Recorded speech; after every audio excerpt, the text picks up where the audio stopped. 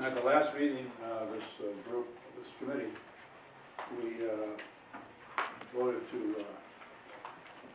send a question to the House Council and ask the Council to advise us on how we should proceed from this point forward. And so the Council's prepared a report, and the Council will distribute it to the members. And what we'll do is we'll each have an opportunity to spend a little bit of time to read it. Then we'll ask the Council to make a presentation following members' reading of the report. And then you'll be able to ask questions of the Council after his presentation. And we'll proceed from there.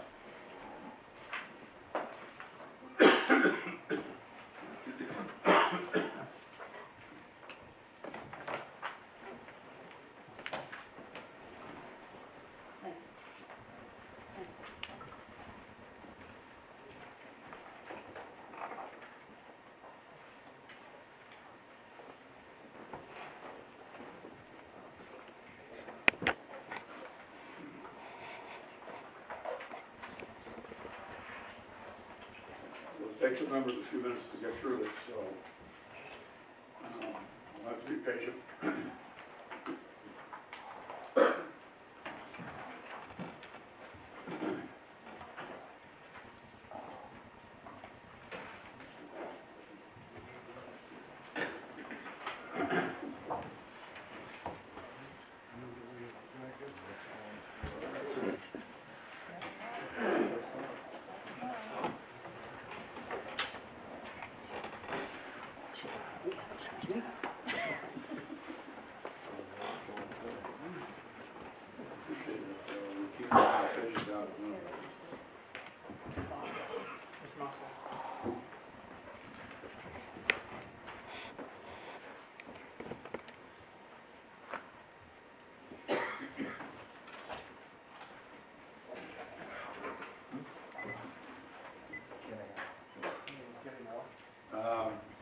For members of the committee.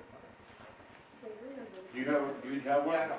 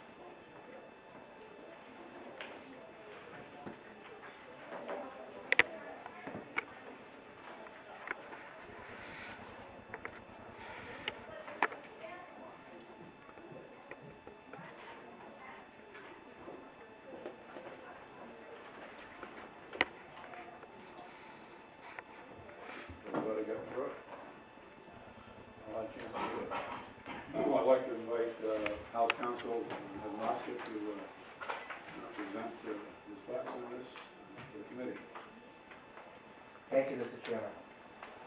Mr. Chairman, you'd be remiss if the first thing I didn't say was to compliment Mr. Lambert for the quality of the research that he's done on this. He's done an outstanding job. I think we're very lucky to have him as a researcher. I should tell the committee the methodology that I use in approaching the question. And that's to, in shorthand, it's called trying to ascertain the original understanding of Part 2, Article 7. What that means is to try to put yourself in the position of the people who voted and enacted this provision. Try to ascertain what they would have understood, the words in this provision to have meant. What was the law that they were enacting? And I think it's very important to point out, Mr. Chairman, that that's a consistent way that I go about interpreting the Constitution. I don't use different methodologies for different provisions. I don't look at, for example, Part 2, Article 83 and say, this provision of the Constitution is something that judges have to update for current times, evolve, make relevant, and then look at another provision, Part 2, Article 7, and say, well, this particular provision, we have to strictly ascertain what the intent of the framers were. I think that type of a methodology is simply being results-oriented, coming to the result you want, not the result that you should come to, which is to determine what the law is, not what you think the law should be. Now, first, I'm going to run briefly through the conclusions that I reached using that methodology.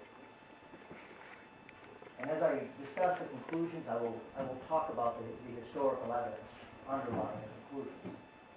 The first conclusion is that the motion that was brought by Representative Grazzo back on January 5th is totally consistent with the contemporaneous interpretation given to Part 2, Article 7 by the House.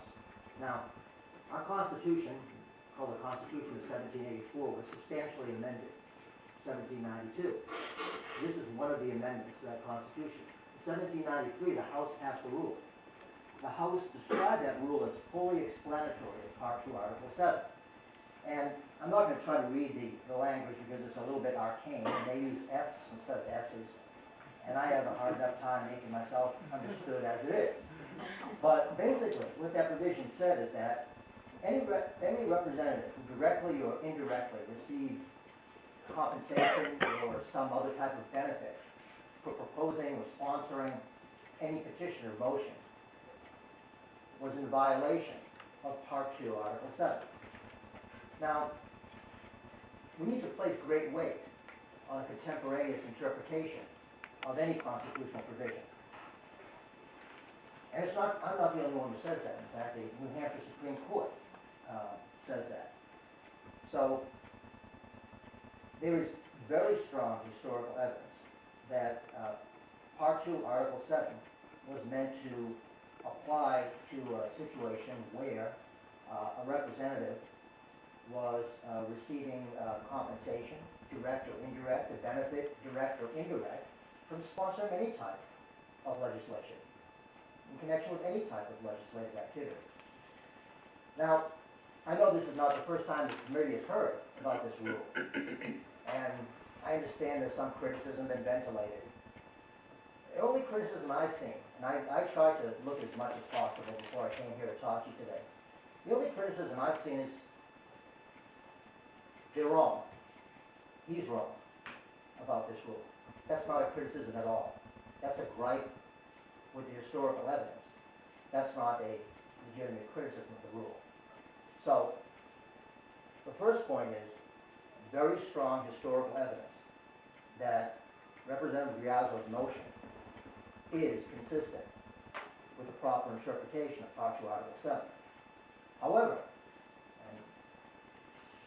and again, kudos to your researcher, there's also historical evidence which suggests that Part 2, Article 7 might have been understood differently by the voters.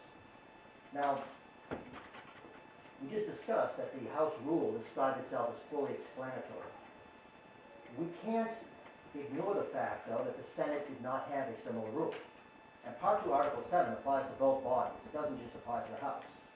Now, there are various reasons why the Senate might not have had a similar rule. For example, they might not have liked Part 2, Article 7. They might have thought it was a good idea. They might have been getting compensation for the work they were doing. On the other hand, they might have thought that Rule 19 was not a proper interpretation of Part 2, Article 7. So there's definitely an ambiguity there. And we also have to keep in mind that Rule 19 was only in effect for 6 years. We don't have historical evidence to suggest why it was repealed after 6 years. It could be the case that people thought that the principle was so well understood, we no longer had to have it in the rules. It could have been the case that the repealers thought that this was an improper interpretation. We don't know for sure, but what we do know for sure is it raises a question. There's some indeterminacy. Now, the starting point for any exercise in trying to obtain the original understanding of constitutional provision is the actual language of the provision itself. Now here, we have three classes of things that a legislator cannot do with respect to a cause. When we look at those three classes of things, that will help us edify what the term cause meant. And that's to, and I'm using my own words, it's to act as an advocate, be of counsel, or take fees with respect to any cause. This language suggests that the term cause has to be interpreted more narrowly than the House rule, for a very simple reason. If you forfeit your seat anytime you advocate for legislation, you're not going to have many floor debates, committee debates, or many votes for that matter. You can't do any legislative business. Now, that doesn't necessarily mean you have to go as narrow as to interpret cause simply to mean a legal proceeding or a case. But there's got to be some type of a qualifier on the advocacy language in Part 2, Article 7. The significance of this, again, is that there's some indeterminacy. We can't be completely confident that Rule 19 is dispositive of the original understanding of the provision. Now, I mentioned the word cause. The word cause, if you look at a contemporaneous dictionary, has various meanings. One of those meanings is a legal proceeding. Interestingly, the other words, the phrases that I mentioned, advocate, be of counsel, take fees, those all are susceptible to meanings that involve lawyers. So when you look at these words together, when you look at them in context, it seems reasonable to conclude that what is being talked about here is that is legal work. Now, in 2011, I think it is 2011,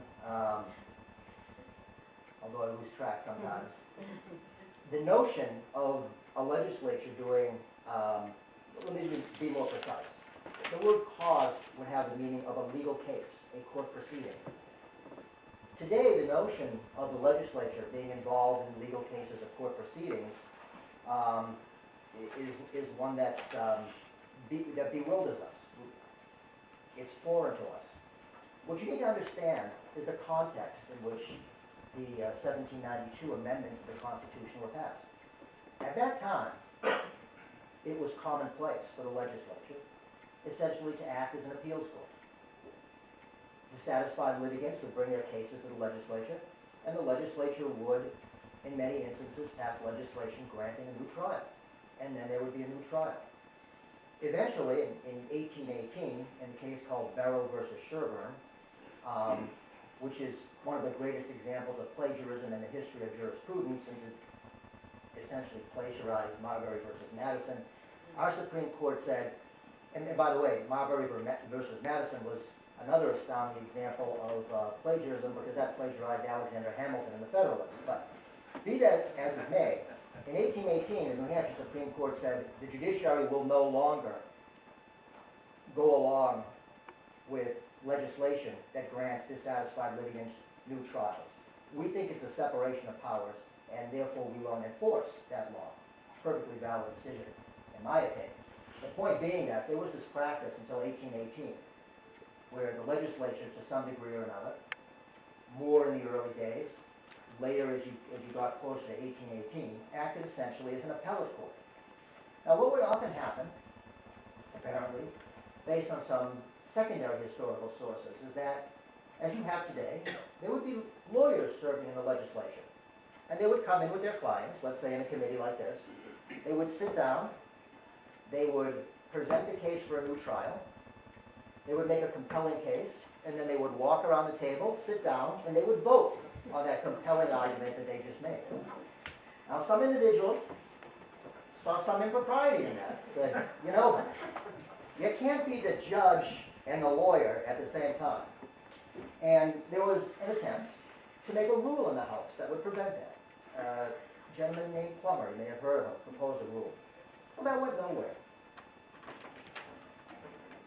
It was a constitutional convention in 1792.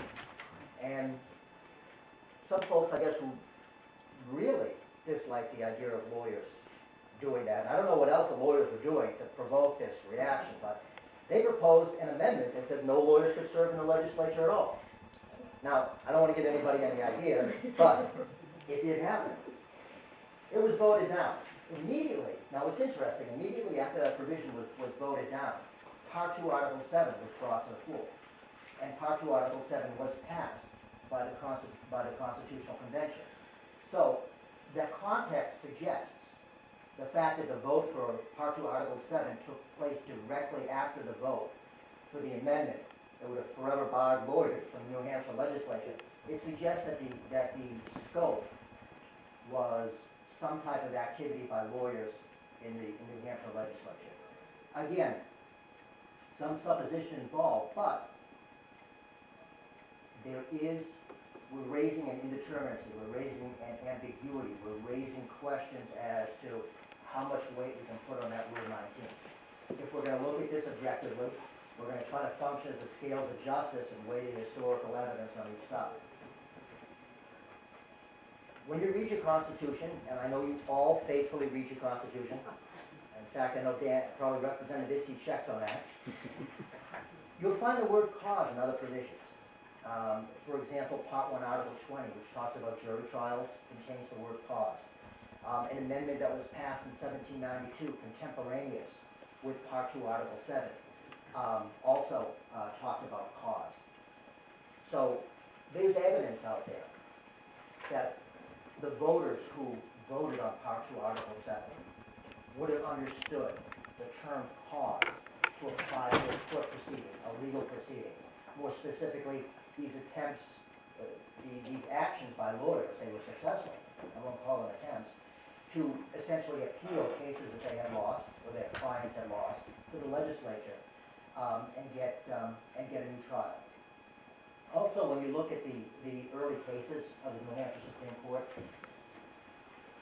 you often see the word cause used to describe the legal proceeding that's in front of the court. So, I'm guessing you're probably dying for the bottom line here, or maybe just dying with my presentation, but the bottom line is this historical indeterminacy, all right? We can't say for certain that Rule 19 is this positive historical evidence of what Part 2, Article 7 meant. On the other hand, we can't say that the other historical evidence points to the opposite conclusion, because we have Rule 19, which describes itself as fully explanatory. So the question then becomes, what do we do? What do we do when we have historical evidence on both sides that creates an ambiguity, that we're not clear what this constitutional provision meant? Well, my recommendation to you is that in the case of a tie, let's just call it a tie, in the case of a tie, you defer to the democratic process. A judge looking at a piece of legislation where its constitutionality is challenged, if you can't make the case that the legislation is unconstitutional, well, it's indeterminate. What the judge should do in that circumstance is defer to the legislature, because the premise of our system of government is that we're a republic, but the a democracy. There's some things majorities cannot do to minorities. But in those other areas, majorities are free to govern themselves.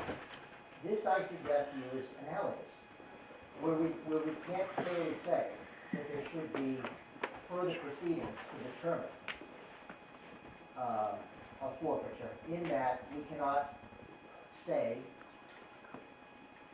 with sufficient certainty that should evidence come to light of taking fees or benefit, indirect or direct, in connection with motions or petitions, would even fall under Part 2, Article 7.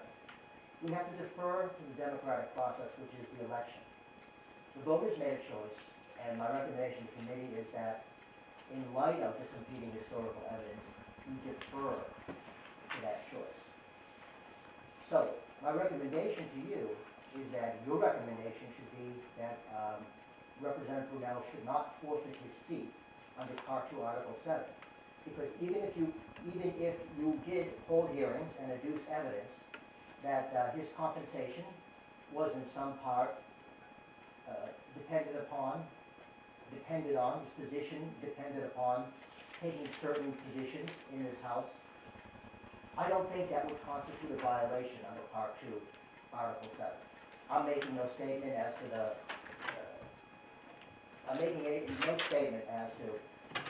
condoning such activity. There's been no hearings held that such activity is going on. But I want to be clear, I'm not taking a position on whether that would be a good thing or a bad thing, if that is happening. I'm just talking about how you should interpret Part 2, Article 7.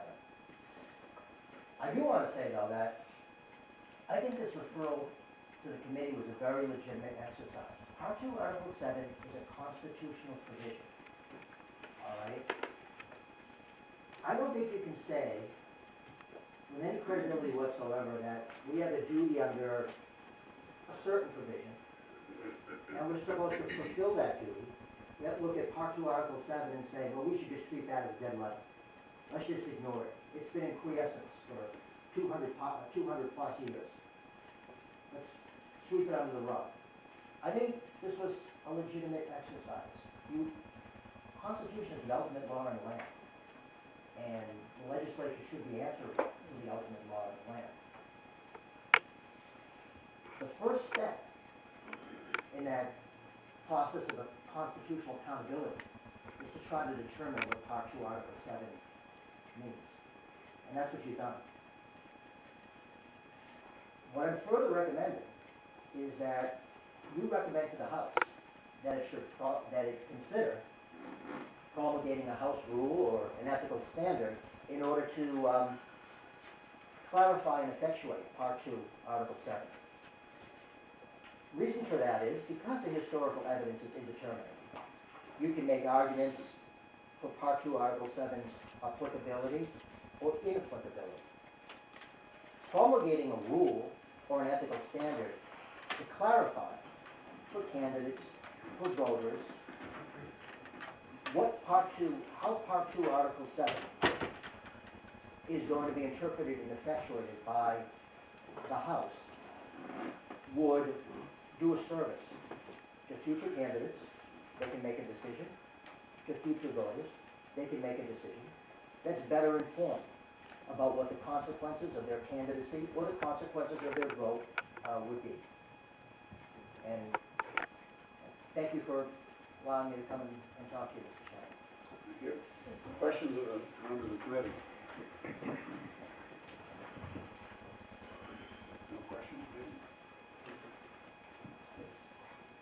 Everybody's either dumbfounded or... I guess I have one, Mr. Chair, as we go forward. And thank you very much, Ms. Nelson, this is very interesting. In effectuating a rule as we go forward, should it be something that then gets referred that would be considered unethical, so it would go to the regular ethics committee, or isn't that necessary? And I don't know if I'm explaining this well, but I think I understand. because we do have an ethics committee that works on ethical issues, and so I don't, I think I understand your question. But I think my recommendation is a little bit different. okay. My recommendation is that your recommendation be that the House, through whatever mechanism you deem appropriate, take a look at Part 2, Article 7, and consider implementing, or developing and implementing a rule or an ethical standard, whatever you deem, the House deems to be appropriate, that would clarify what Part 2, Article 7 means. That way, in the future, candidates and voters would be informed as to what the position of the House is. I think your question raises a very good point, which is that you do have existing ethical standards. Anybody thinking of running for office can go take a look at those ethical standards and say, wow, I'm really going to have to change my lifestyle if I become a House member. Maybe I don't want to do that. Or the voter can say, wow, I know that guy or that woman would do that kind of stuff all the time, so I'm going to go to choice B on the list. All I'm suggesting is if you do some further work here on Part 2, Article 7, and I think, I applaud the committee for the work it's done. I know, especially Mr. Lambert, I know going through all these petitions can be kind of dry. But it's a very important exercise because it is a constitutional provision, and we can't cherry pick the Constitution and say that, well, we're gonna carry out this duty, but let's just stay away from these other duties. It's not a buffet. The Constitution is not a buffet. Other questions from the committee? No, okay. No questions? Well, thank you very much. Thank you, Mr. Chairman. Council.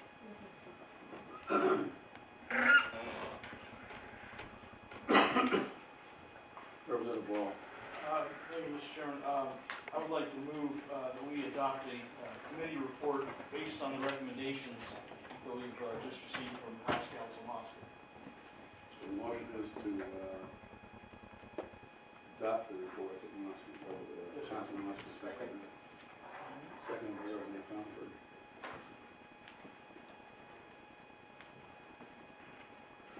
Discussion by the committee. Excuse me, Representative Brown. I'm a little confused as to what the motion is. The motion, as I understand it, is to accept Council Moscow's report and to submit the report as a recommendation of the House, of the committee to the House. Yes, we'd like to, you care to read it? Yes. But he has a more formal. Okay, thank you, Mr. Chairman. The text of my proposed committee report, by motion adopted by the House on January 5th, 2011, this committee was asked to consider and recommend to the House the disposition of a challenge under Part 2, Article 7 of the New Hampshire Constitution to the qualification of Representative Michael D. Brunelle. After several work sessions and consideration of an opinion by House Counsel, the committee recommends no action by the House requiring forfeiture of Representative Brunelle's seat. The committee does recommend that the House promulgate a rule to clarify members' obligations under Part 2, Article 7 in order to give future direction as to the qualification of prospective members holding a paid position with political advocacy organizations. In reaching this recommendation, the majority of the committee relies substantially on the March 10th, 2011 opinion of House Counsel that we just heard today. The committee has directed its chairman to file a copy of the opinion with the House clerk and request that the House clerk make copies of this opinion available to requesting members of the House and to the requesting members of the public. Okay, to circulate that, and we probably need to amend the original motion to encompass all of that. So acceptable to the second?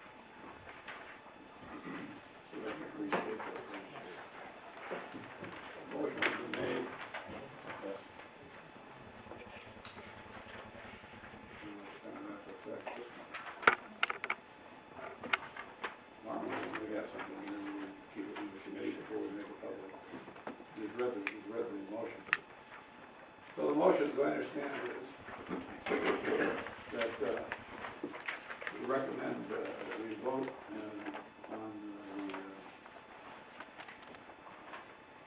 the memorandum that's been submitted to us by the House Counsel. That we approve the memorandum and we submit it to the House as the recommendation committee, and that we also, as part of that, submit this committee report, what at the room involved is written as a part of that submission. Is there any discussion? Yes, Representative. Well, I have a question, just to try to answer something that you refer to in your motion or in your write-up here, political advocacy organizations. Mr. Mosca, I didn't think in his recommendation here at the end, I didn't read that he said anything about political advocacy No, organizations. that's correct. Mr. Yes, speak to yourself. That's so that we can address the specific issue that we were convening for, so going forward, give advice to the House as far as a rulemaking possibility going forward. That's what that was included in. Thank you. Representative Hardy. I'm of the opinion that the House should not have any situation which has the appearance of being unethical. And the Democratic Party could be involved in just about any bill before the House.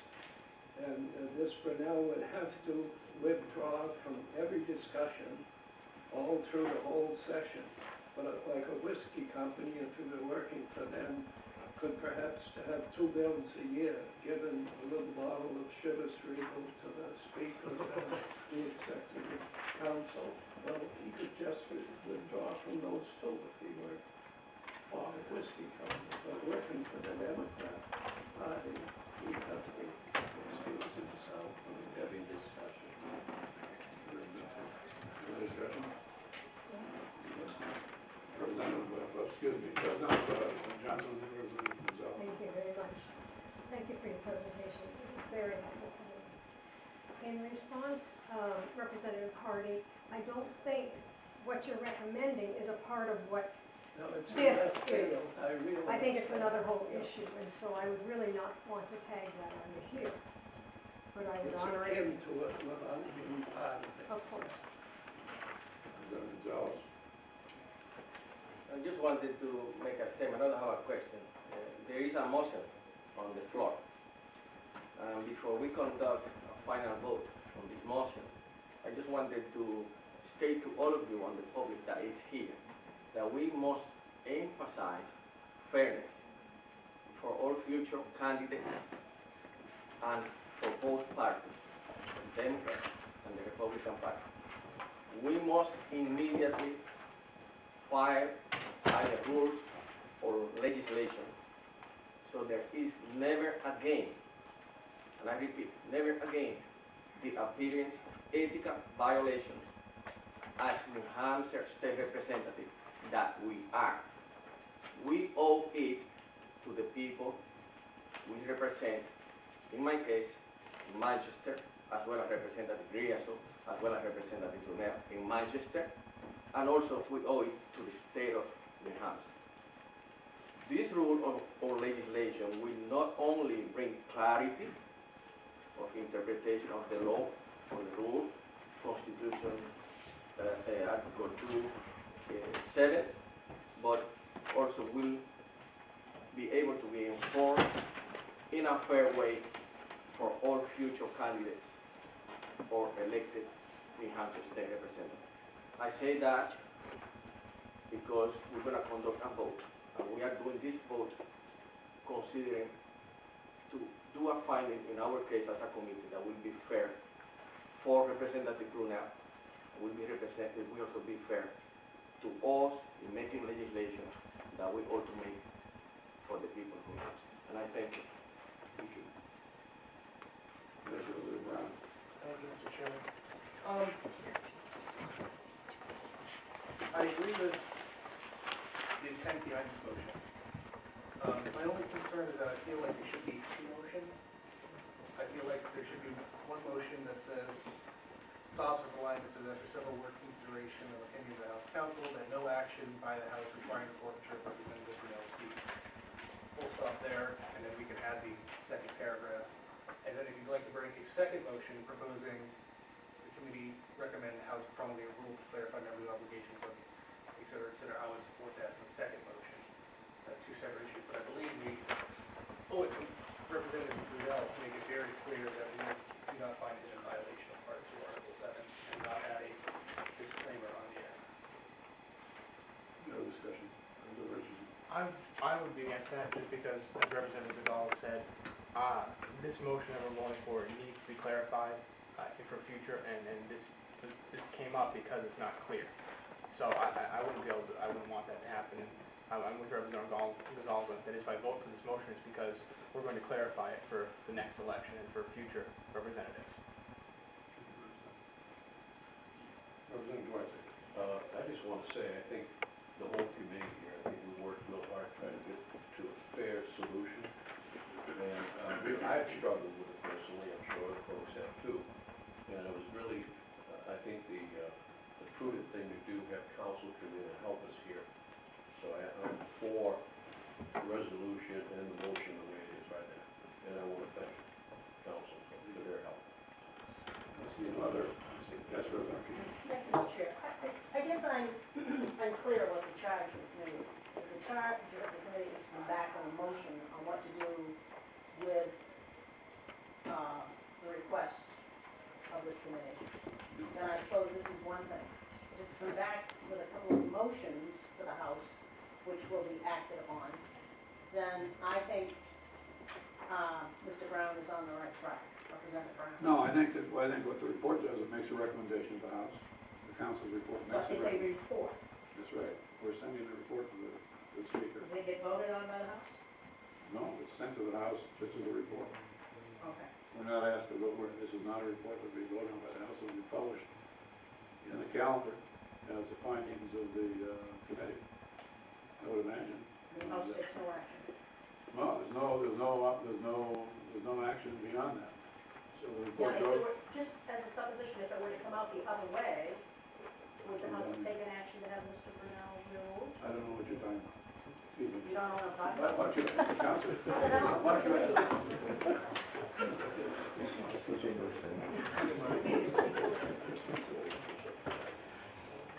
Right, no, that's right. I understand that, but I'm trying to say, whatever the House does beyond this, I understand that, but the House can't take action unless, I would assume you put a motion out there. well, this is not a bill. Eliminate- This is not a bill. We're sending a report of the findings of the committee to the House. So it only requires a report. That's right. Finding. That's right. And any other recommendation that would come out of this, in the way of Okay. the creation of additional House rules, or whatever other action would be on the part of individual representatives. So at the very least, we can strike these first two lines at the top of this page. Motion to recommend action. Because we don't have a motion here. Is that, No, No, the motion is in this committee. It's a motion in the committee, that's the motion we're now hearing. Okay, well, I can. Excuse me, let me rephrase. Right. Okay, I'm seeing you're taking issue with the way that, let's see. I agree with you, I agree with you. That's good. I understand that.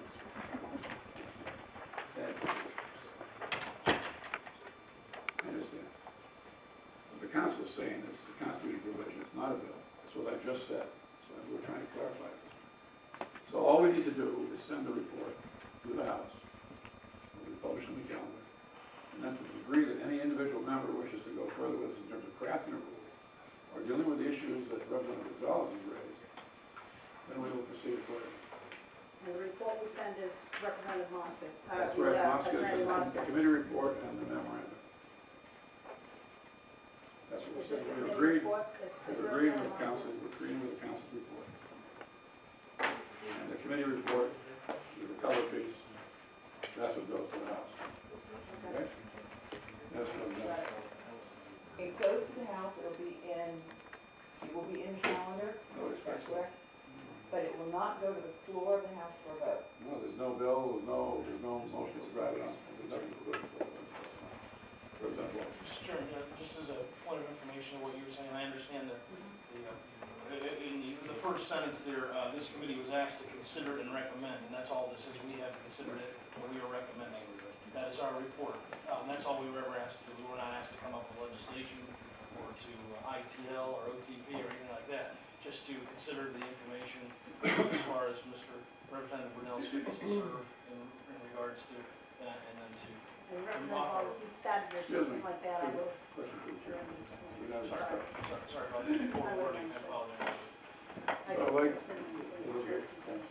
I'd just like to, we can't actually affect what the House will do. We were charged with reporting our findings on Part 2, Article 7.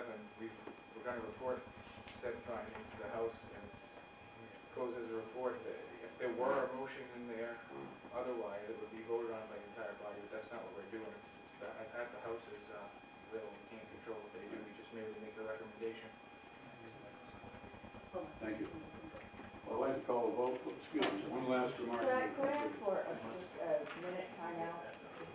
Like, we're in the vote, we're about to vote, so we're gonna do it right now. So will the clerk please call the roll?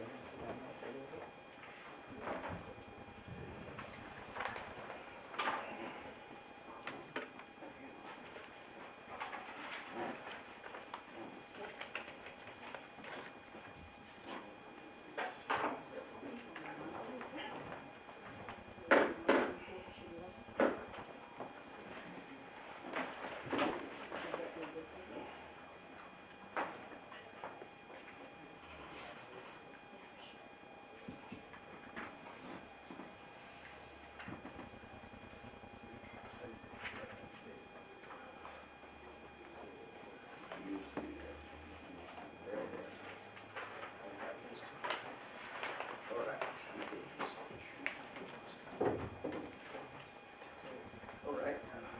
Apologize for that. I have to look for the tally, the names. Representative Comerford, Yes. Representative Gonzalez, which is myself, yes. Representative Hilder, Yes. Representative Garcia, Representative Tobin, Yes. Representative Ball, Yes. Representative Beatty, Thomas, Representative Bradley, Yes. Representative Brown, Kevin, Representative Condra, Yes. Representative Duarte, Yes. Representative Hardy, Yes. Representative Richardson, Yes. Representative Ritter, Yes. Representative Brandon Brown, Yes. Representative Pelletier or King, Representative King. No.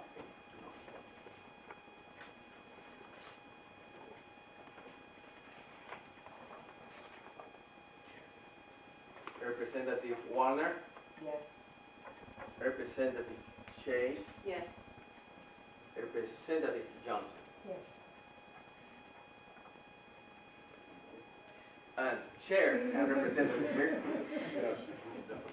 I already did you like. I'd like to get out of voting. You are the VIP one here, so you are the I chair. know some chairs. All right, don't vote. so the count is 1 nay, and then I have to move mine.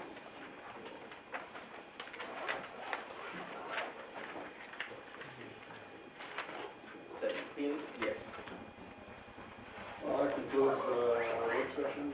Clerk will provide the material to the speaker, and we can now go home. Thank you very much for coming.